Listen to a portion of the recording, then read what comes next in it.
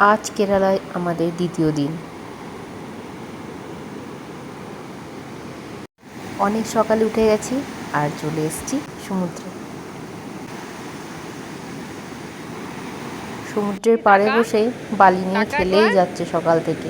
জলে নামতে ভীষণ ভয় পাচ্ছে। রোদ তো নাই।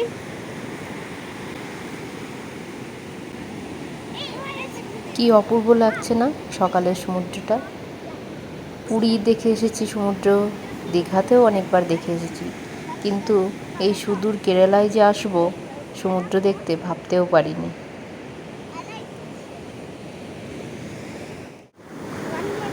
আমার ছেলে কত ছোটতে দীঘা ঘুরে এসছে, পুরী গেছে, এখনও এত বড় হয়ে সমুদ্রে ভয় লাগছে।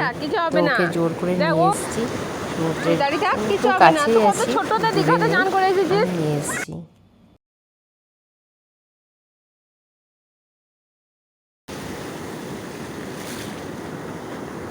এই যে আমি নিয়ে এসেছি ওকে জোর করে, কাছেই আছি একদম, কিন্তু প্রচণ্ড চিৎকার করছে।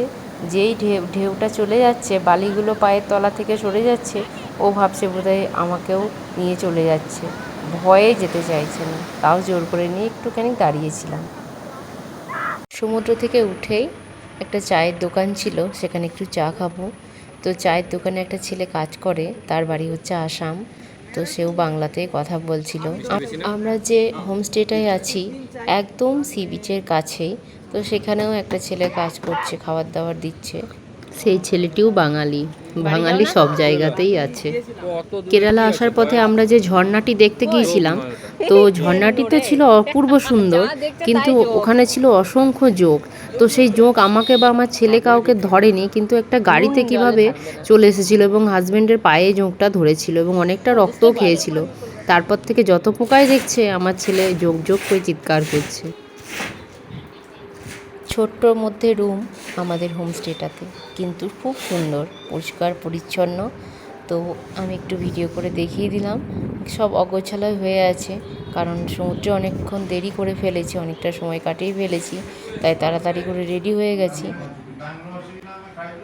আমরা এখন ব্রেকফাস্ট করব। চলো কেরালায় কী কী ব্রেকফাস্ট দিয়েছে হোমস্টেতে তোমাদের সঙ্গে শেয়ার করি।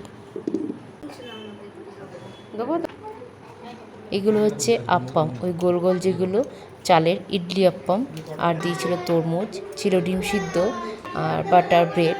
আর যে সাদা রঙের একটা জুসের মতো দেখালাম, সেটা নারকেলের দুধ দিয়ে বানায় এখানকার জুস। তো ওটা আমরা খাইনি।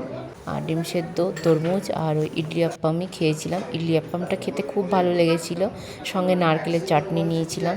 তো ডাইনিংয়ে আরও অনেক এসেছিলো, তারা আগে থেকে এসে বসে গেছিলো, যেহেতু আমরা দেরি করে ফেলেছি, তাই আমরা রুমের মধ্যেই আমাদের খাবারটা খেয়ে নিলাম।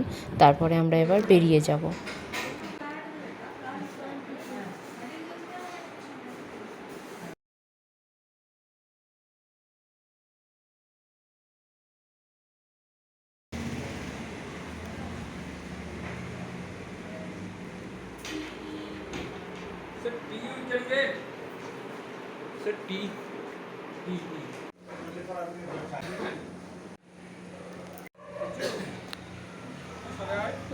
এই যে এখন কফিটা নিয়ে বসেছি বারান্দার মধ্যে, কফিটা খেয়ে বেরিয়ে যাব।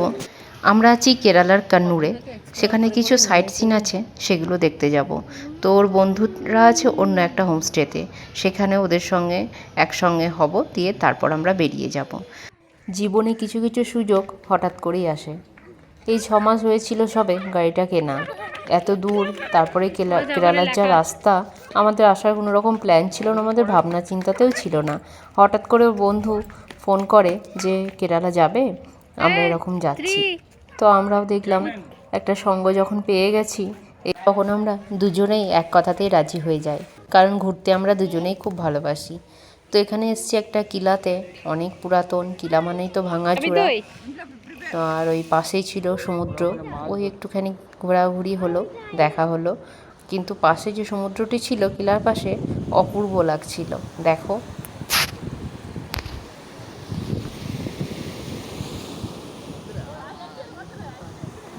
কি জানি কত পুরাতন এই কিলা, কত ইতিহাস আছে এর দেয়ালে, কিছুই তো জানি না।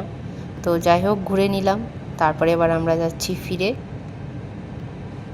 এখানে মাছ বিক্রি।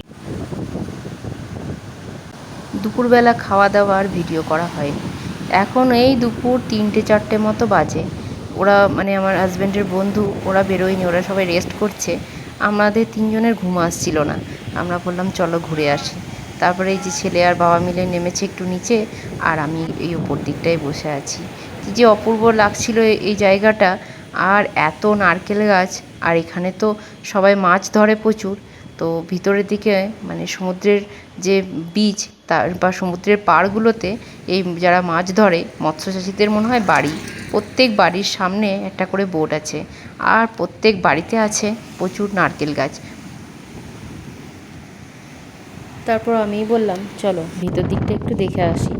সমুদ্রের পাড়ে পুরো ওদের বাড়ি, টালির ছাউনি দেওয়া। প্রচুর বৃষ্টি হয় তো কেরালায়, ওই জন্য মনে হয় টালির ছাউনি দেওয়া থাকে। এদিকে প্রায় টালিরই বাড়ি পুরো, মানে বড় বড় বাড়ি, সেগুলোতেও টালির ছাউনি, কারণ বৃষ্টির জন্য, যাতে বৃষ্টিটা না দাঁড়ায়। আর রয়েছে প্রত্যেক বাড়ির সামনে, ভাঙাচোরা হোক ভালো হোক, দুটো একটা বোট পড়েই আছে। আর আছে নারকেল গাছ, প্রচুর নারকেল ধরে আছে। কত নারকেল গাছ, দেখো এত নারকেল তেল হয়, এত নারকেল গাছের সব নারকেল দেখো ধরে আছে প্রত্যেকটা ঘরে।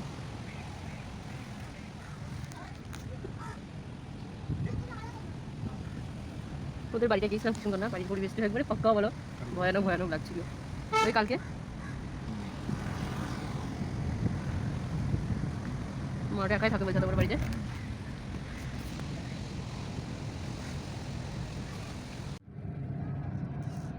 আমরা এখন যাব একটা মন্দিরে, ওর বন্ধুরাও চলে এসেছে, একসঙ্গেই যাচ্ছি মন্দিরে। কি মন্দিরটার নাম আমার কিন্তু আর মনে নেই, তবে সেখানে জামাটা খুলে যেতে হয়, জামা পরে যাওয়া যাবে না। মন্দিরের সামনে ছিল একটা পুকুর, যেখানে ছিল অসংখ্য মাছ।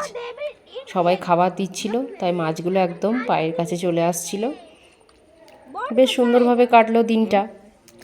আবার আর একটা পার্টি আছে, মানে আর একদিন ছিলাম, সেটা তোমাদের সঙ্গে খুব তাড়াতাড়ি শেয়ার করব। সবাই সঙ্গে থেকো, ভালো থেকো।